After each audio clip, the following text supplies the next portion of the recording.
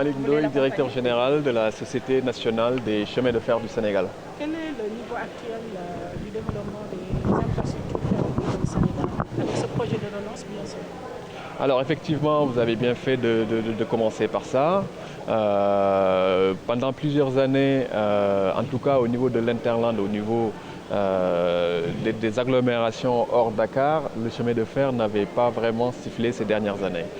Donc le président de la République a lancé en début d'année, le 10 février 2023 pour être plus précis, un vaste programme de réhabilitation du réseau de l'ancienne voie métrique.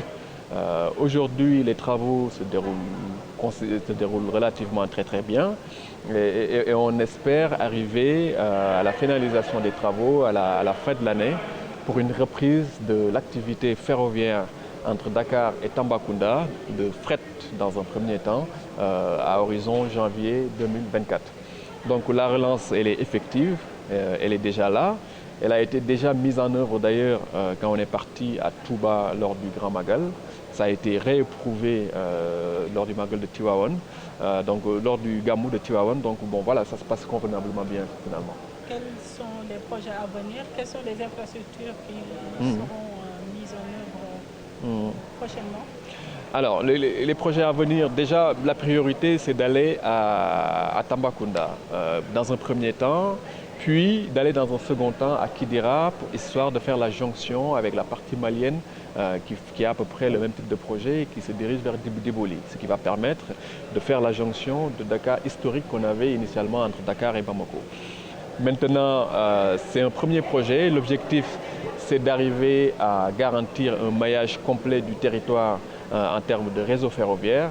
Donc nous allons aller chercher les mines au niveau du Sénégal oriental. Un peu plus à l'est aussi, vers Matam, nous allons chercher les mines là-bas.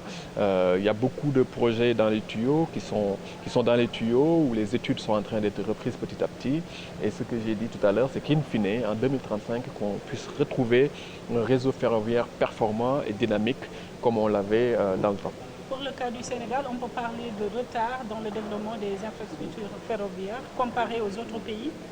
Alors moi je ne parlerai pas de retard parce que quand on regarde dans l'environnement dans lequel on est ici au niveau de l'Afrique de l'Ouest, le Sénégal a quand même mené l'un des projets les plus importants ces dernières années, qui est le projet du TER qui aujourd'hui dessert l'agglomération dakaroise. On arrive à des pics de 100 000 voyageurs par jour.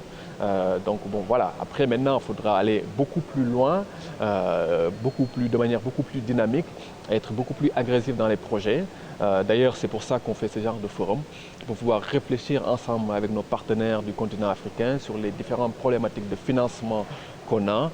Et l'objectif, comme je l'ai dit tout à l'heure, c'est de réussir le pari d'avoir un réseau développé à l'image de ce qu'on a sur le TR, qu'on puisse développer sur le territoire national. Alors quel est le principal défi aujourd'hui pour le maillage? Le maillage national. Alors, la difficulté, en fait, il y a une difficulté qui est un peu liée à la rentabilité de ce genre de projet. En fait, le Premier ministre l'a dit tout à l'heure dans le discours, un projet ferroviaire, la performance d'un projet ferroviaire ne se mesure pas à l'aune de sa rentabilité financière, ça se mesure à l'aune de sa rentabilité économique et sociale. Donc la difficulté, c'est de mobiliser des financements et faire comprendre aux bailleurs, leur faire prendre de la hauteur pour qu'ils puissent appréhender la dimension économique et sociale de ce genre de projet.